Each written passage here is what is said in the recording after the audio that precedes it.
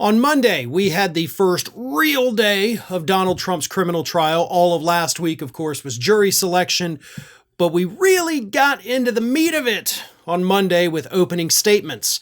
But before the opening statements even began, Judge Juan Merchan held what's called a Sandoval hearing, where he let Donald Trump know what would happen if he decides to take the stand and, of course, gets cross-examined by the prosecutors. Now, Donald Trump has hinted repeatedly that he totally wants to take the stand and defend himself at that trial, and pretty much all legal experts agree that that would be the worst thing in the world for him to do, and if everybody tells him not to do it, he's more likely to do it, so this is going to be a disaster for him.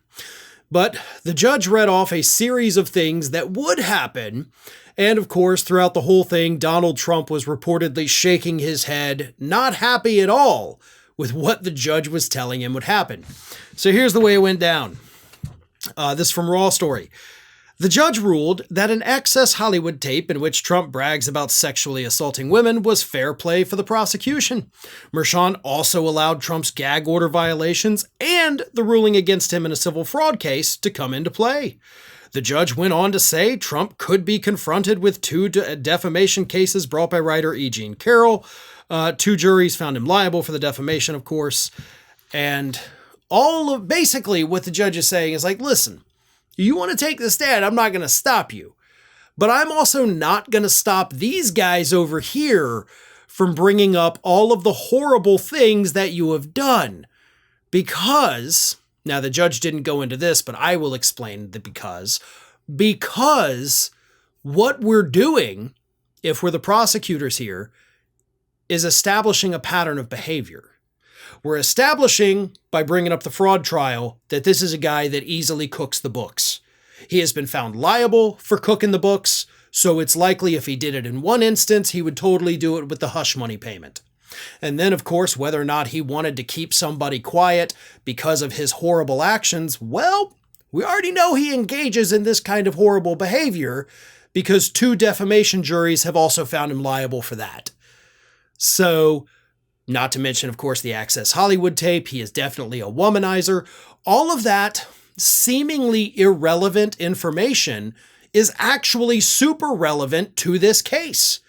It may not be the exact same thing, but what the prosecutors are going to do with the jury by telling them stories they obviously already know is they're going to establish that pattern of behavior.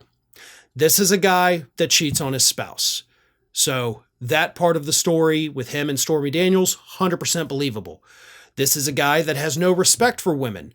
So paying off a woman to just keep quiet, obviously something he would do. He has no problem committing fraud. So lying about what the payment was for, totally something he would do. He has no respect for women. So thinking he can buy them off, definitely something he would do.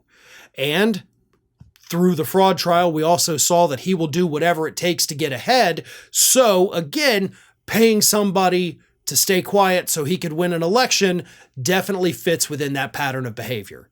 So I'm glad the judge made the decision to allow these things to happen in cross-examination, but it only happens if Donald Trump takes the stand, which before Monday he was gung-ho about it. But I'm willing to bet at this point, he's probably having some second thoughts about now. Well, folks, we have crossed that 1 million subscriber milestone, but rest assured, we are just getting started here at Ring of Fire. So if you're not already, please do subscribe to the channel and make sure to like, share, and comment on the videos.